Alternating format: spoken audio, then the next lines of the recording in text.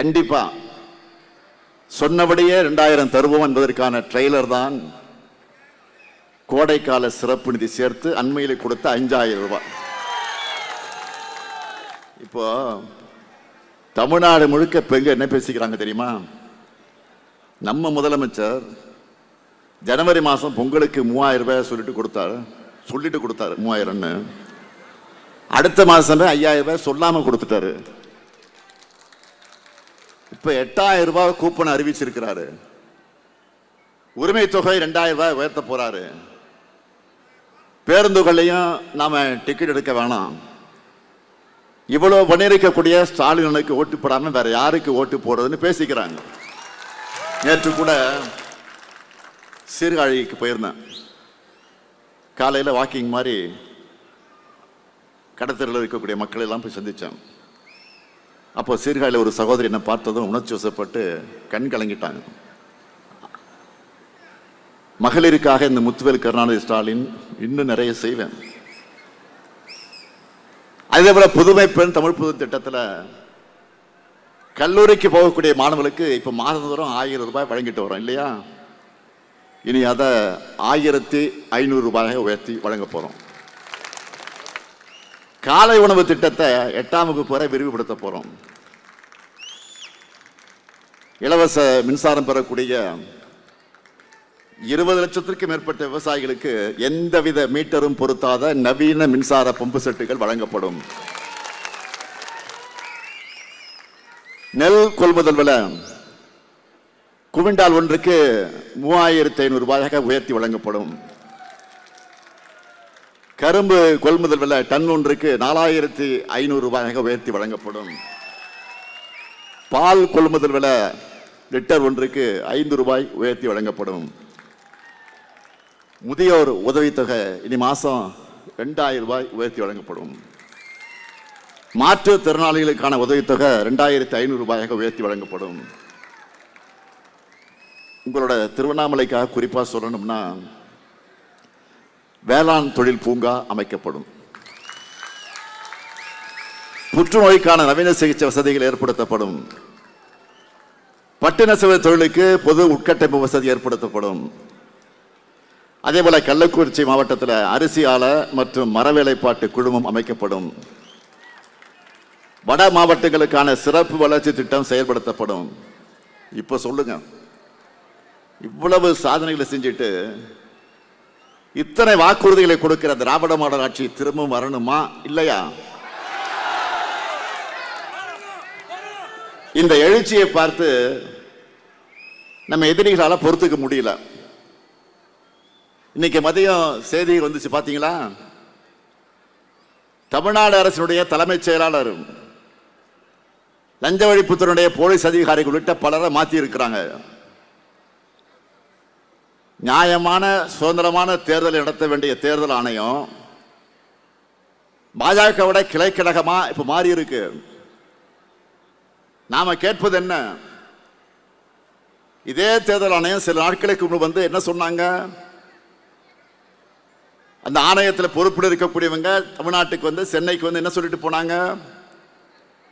தமிழ்நாட்டில் சட்டம் ஒழுங்கு சிறப்பாக இருக்கு, நிர்வாகத்தில் எல்லா ஒத்துழைப்பும் கிடைக்குதுன்னு பேட்டி கொடுத்திருக்கிறாங்க. இப்போ கடந்த ஒரு வாரமா பல அதிகாரிகளை மாத்தினாங்க. என்ன அர்த்தம்? பாஜகவுடைய தலையீடு. பாஜக ஆளுகிற மாநிலங்களில் நடக்கிற தேர்தலில் இப்படித்தான் அதிகாரிகளை கூண்டோடு மாத்துறாங்களா? பீகார்ல தேர்தல் நடந்துச்சு, அங்க இப்படித்தான் தலைமைச் செயலாளர் டிஜிபி எல்லாம் மாத்தினாங்களா? இங்க மட்டும் முக்கிய அதிகாரிகள், அதுவும் சேலம் கலெக்டர் போன்றவர்களை மாற்றப்படுறாங்கன்னா இது யாருக்கு உதவுவதற்காக நடக்குதுன்னு மக்களுக்கு சந்தேகம் வராதா? பழனிசாமி அவர்கள் இருக்கக்கூடிய தொகுதியில தான் நினைச்சதை செய்யணும்னு இது நடக்குதா?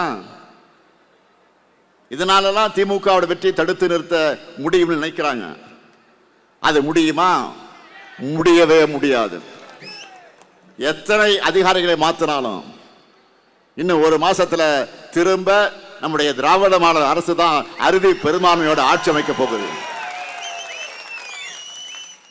2021 இதே மாதிரிதான் பல்வேறு அடக்குமுறைகளை எதிர்கொண்டுதான் மாபெரும் வெற்றியை திமுக கூட்டணி பெற்றோம். இப்ப மீண்டும் வரலாற்று வெற்றியை பெறுவோம்.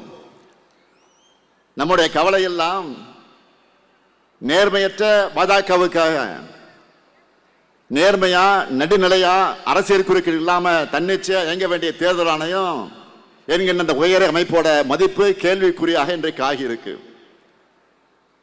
உலகின் மிகப்பெரிய ஜனநாயகம் என்று சொல்லிக்கிற இந்தியாவோட சுதந்திரமான தேர்தலுக்கு இது பேராபத்து.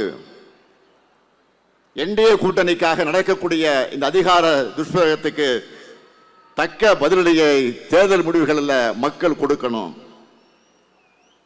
என்டிஏவோட டப்பா நெஞ்சின் வந்தா இப்ப நாம் செய்கிற எல்லா திட்டத்தையும் நிறுத்திடுவாங்க.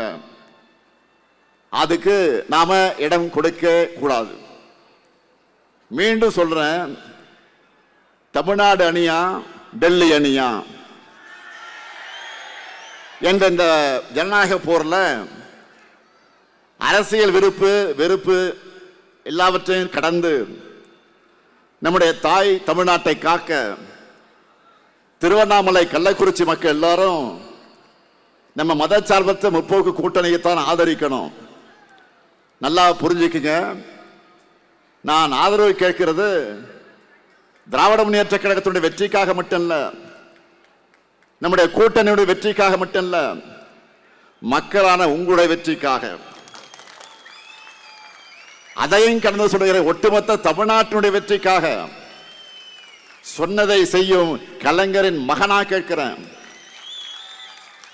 திருவண்ணாமலை சட்டமன்ற தொகுதியில ஏவா வேலுவுக்கும், கீழ்பண்ணாத்த சட்டமன்ற தொகுதியில கு பிச்சாண்டிக்கும், செங்கம் சட்டமன்ற தொகுதியில முப்பே கிரிக்கும், செய்யாறு சட்டமன்ற தொகுதியில ஓ ஜோதிக்கும், வந்தவாசி சட்டமன்ற தொகுதியில் அம்பேத்குமாருக்கும், கலசப்பாக்க சட்டமன்ற தொகுதியில பேசுத்தி சரவணனுக்கும், ஆரணி சட்டமன்ற தொகுதியில மகாலட்சுமி கோவர்த்தனனுக்கும், உளுந்தூர்பேட்டை சட்டமன்ற தொகுதியில GR வசந்தவேலுக்கும், ரிஷிவேந்திய சட்டமன்ற தொகுதியில வசந்தம் கார்த்திகேயனுக்கும், சங்கராபுரம் சட்டமன்ற தொகுதியில உதயசூரியனுக்கும், உதயசூரியன் சின்னத்தில் வாக்களிச்சு வெற்றி பெற வைக்கணும். அதே போல கள்ளக்குறிச்சி சட்டமன்ற தொகுதியில விடுதலை சிறுத்தை கட்சியை சார்ந்த கு மாலதிக்கு பானை சின்னத்திலையும், போலூர் சட்டமன்ற தொகுதியில தேமுதிக வேட்பாளர் சரவணனுக்கு முரசு சின்னத்திலையும் வாக்களிச்சு வெற்றி பெற வைக்கணும். அமைய இருக்கக்கூடிய திராவிட மாடல் 2.0 ஆட்சியில எங்க சாதனைகளை நாங்கள் முறியடிக்கக்கூடிய வகையில் ஒரு சிறப்பான ஆட்சியை நாங்கள் வழங்குவோம். நல்லாட்சி தொடர்ந்திட, தமிழ்நாடு வென்றிட ஆதரிப்பீர். மதச்சார்பற்ற முற்போக்கு கூட்டணி வேட்பாளர்களை வெல்வோம், ஒன்றாக வெல்வோம், வெல்வோம், வெல்வோம், ஒன்றாக வெல்வோம், ஒன்றாக. நன்றி, வணக்கம்.